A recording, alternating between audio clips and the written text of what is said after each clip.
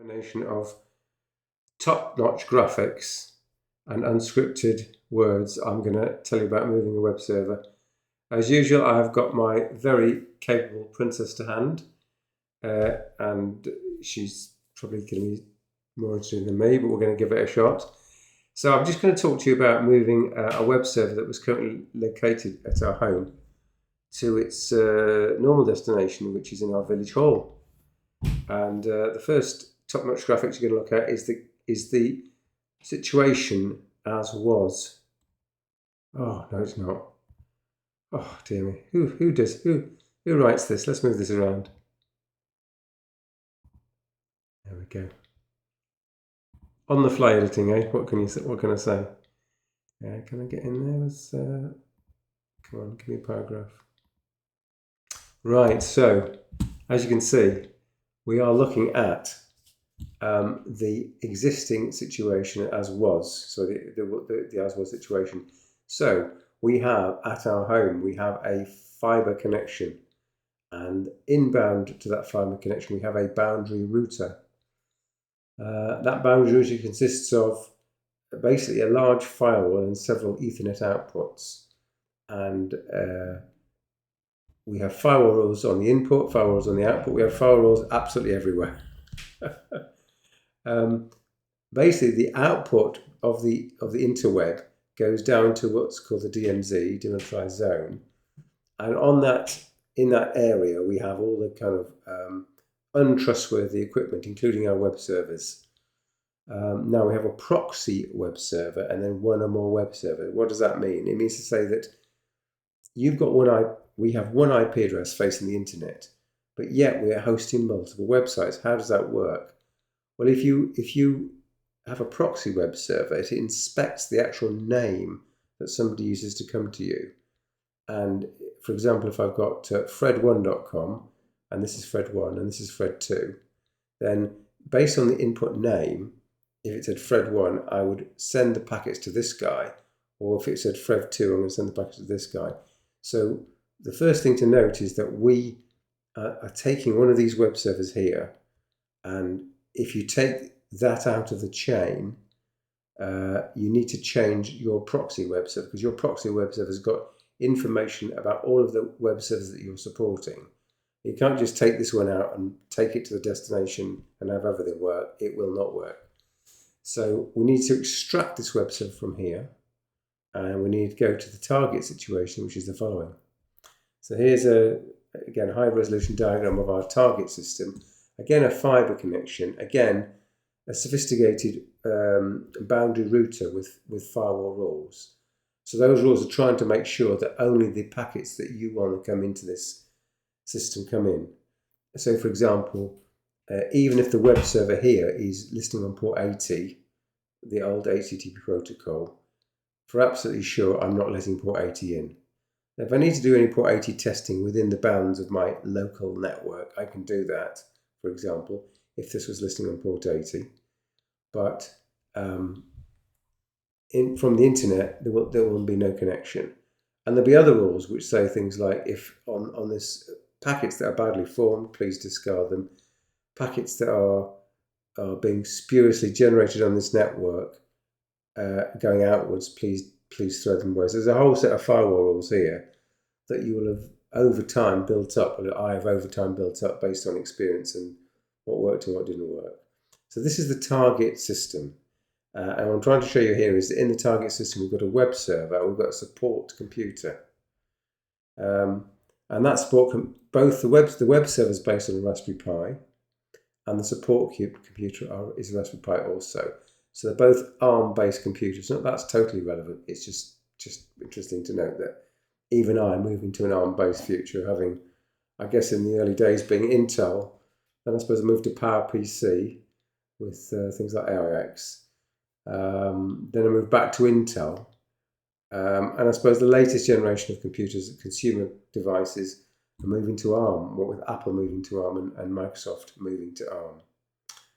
You keeping up with this, Princess? Right, so how have we done the move, and in more detail what's happened? So this is the most complex drag one we're going to do. Again, these may be things that you're doing already, but there may be things you've never heard of, and you think, oh, I better look into that. So we were talking about the website called wixfordhall.org, and actually, that's actually front-ended at Cloudflare.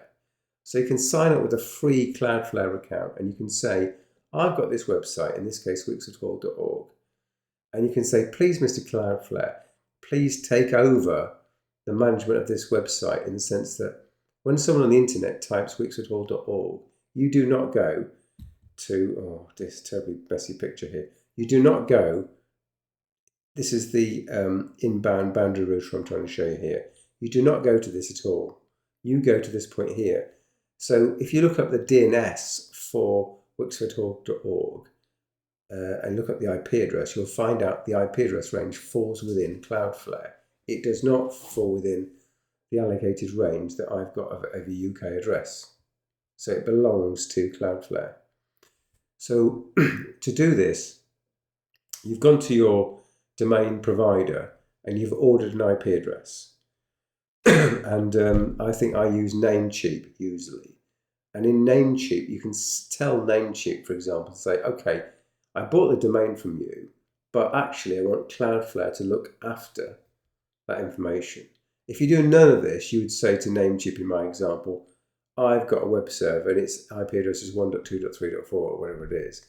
And you tell Namecheap that's what your IP address of your website is. And then when someone on the internet wants to go to your, so we take, she's had enough. If somebody on the internet wants to go to your website, they will go to the DNS record, which is maintained by Namecheap, because that's where I bought the domain from. And then it would go directly to your web server. But this doesn't happen here. And why is that a good thing? Well, Cloudflare protects you from a security perspective. Secondly, if your website's down, Cloudflare normally has a cached copy of your website.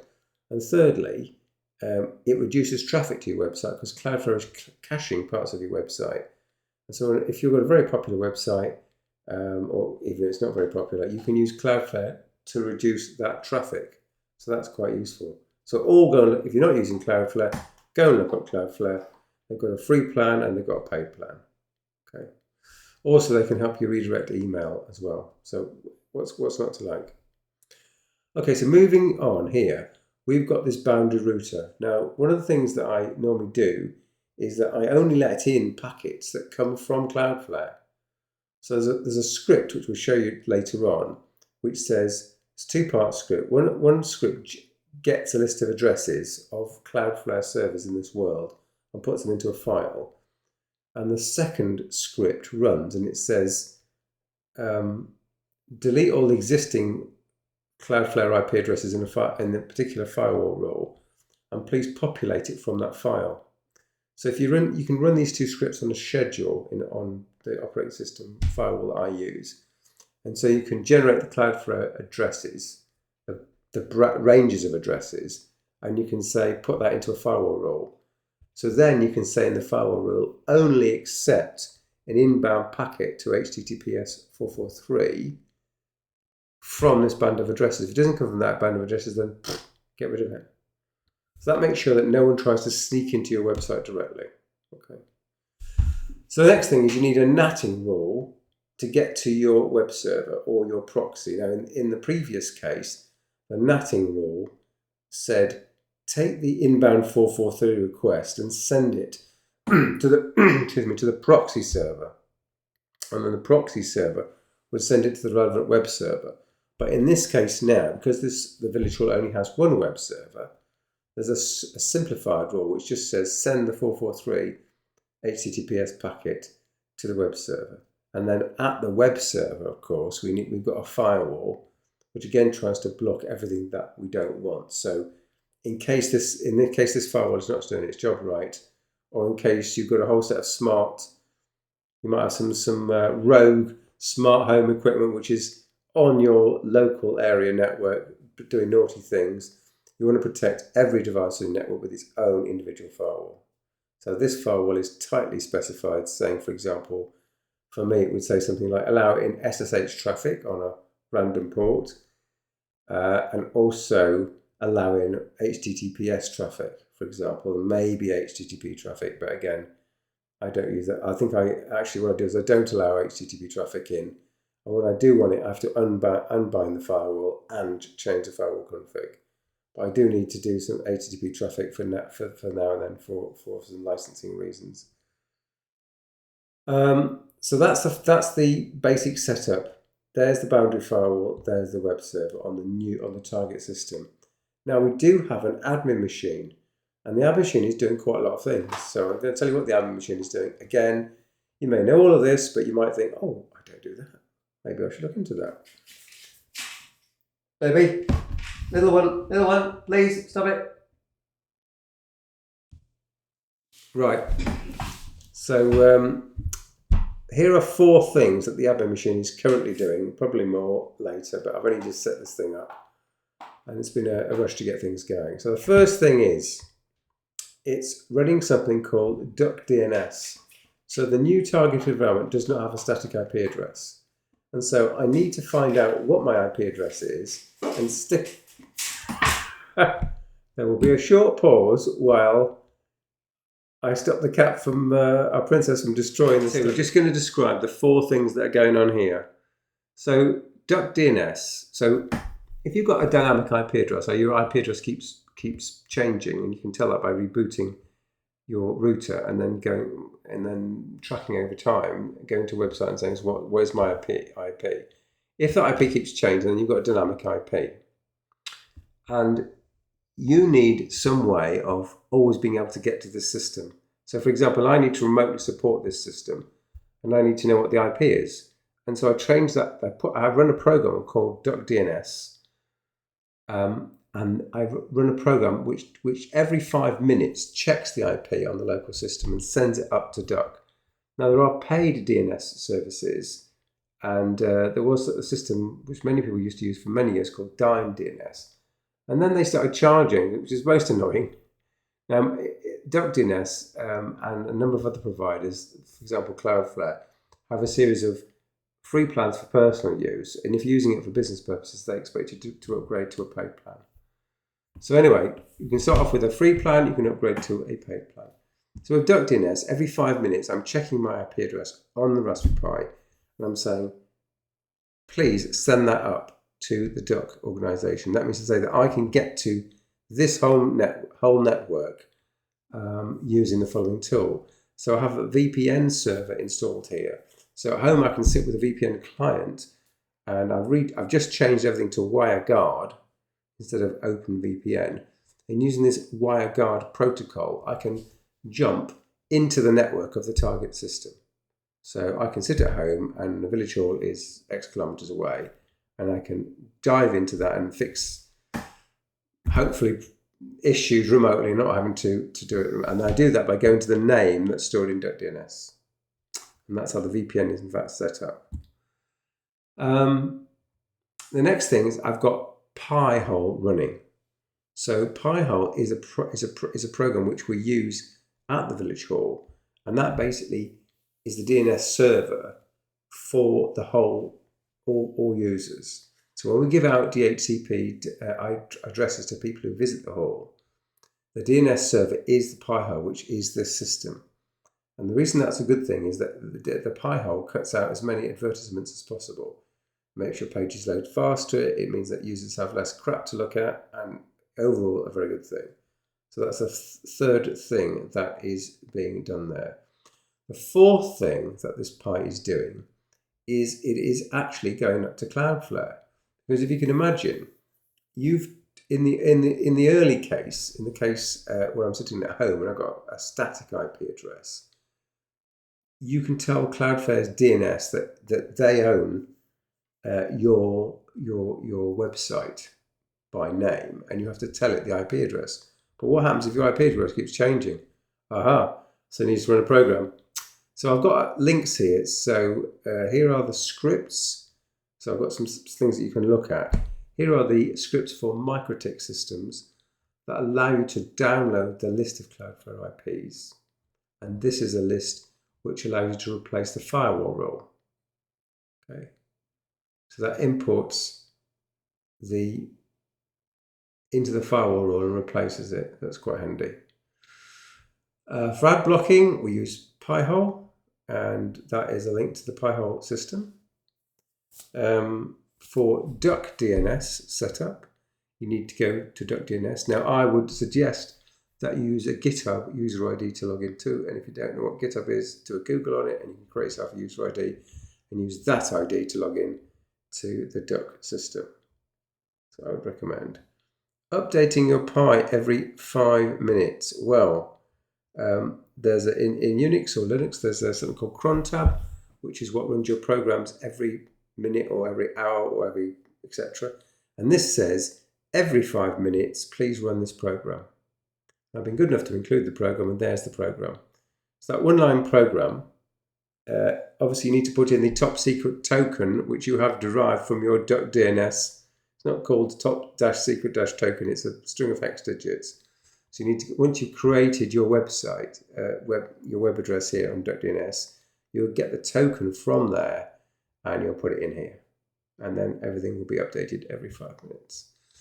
Next, updating Cloudflare every 5 minutes. So I'm going to point you to these two programs. YQ is a program I've seen before.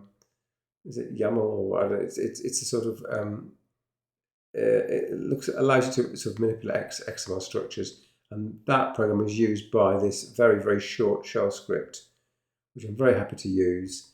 There's lots of these different shell scripts that actually update the Cloudflare for you by using the Cloudflare API. So just use those two scripts and you will be able to update your Cloudflare DNS A record, as it's called, every 5 minutes. And that means to say that you update the Cloudflare record when your IP address changes, so Cloudflare can find your web server and change its records and point to it. Otherwise, when your IP address changes, then Cloudflare will lose track of where your server is and will never be able to get to it. And the symptom of that would be that someone goes to Cloudflare to look at your website and it says, this is a cached copy of your website because I can't get to the website. That would be an indication that you've missed putting one of these things in for your dynamic IP address. I think that's about it. Is that it? Oh yes, here's a firewall rule. Obviously numbers have been changed. I mean, get real, guys. This is a firewall rule showing you how to push from the boundary router to the web server. Remember, there's no proxy server in this explanation. There's just the boundary router and the target web server, which does have its own firewall. So I'm saying it must come from one of a set of IP addresses known to be from Cloudflare. I'm using the TCP/IP protocol. The target port that wants to be addressed is 443, and the inbound interface is this SFP plus interface. I named that because it's an SFP plus port. And what do you want the action to do? Well, it's a destination NAT. I'm going to log it so that every time this happens, I'm just doing that when I'm testing it, and that's where I'm going to send it to, and that's the port I'm going to send it to. So the web server and the target range isn't operating on 443, it's operating on 44390 in this example. And that is it. So I think there's probably a lot to unpack there, but what I'm trying to show you is that the web server is now moved. It was sitting at home whilst the hall was under construction. The hall's direct fibre line is now up. We've now moved the web server down there. We've got a support Pi, which is doing those 4 important jobs. We've got access points around the hall to make sure that Wi-Fi coverage is excellent. We will start to populate this LAN with a variety of smart infrastructure. For example, the blinds might be able to be controlled remotely via an app on your smartphone. The app on your smartphone goes up to the internet, it comes down to a hub, and that hub then talks to the blinds. So if we look on the webcams in the evening and say, oh, someone's left, the last customer that came left and they didn't close the blinds, I need to close the blinds, I'm going to do that. I'm going to talk to a box here, which is connected to the internet and squirts out, in our case, 433 megahertz signals to all the blinds, motorized blinds. And that 433 megahertz signal closes or opens the blinds, etc. So there will be more and more items here. So it's very important. You've got a firewall on your boundary router, you've got a firewall on your web server, you've got a firewall on your support computer, and you've got firewalls just about everywhere, just to make sure that things are as tightly controlled as possible. Okay, Danny, that is it. I hope that was instructive, and yes, thanks for watching.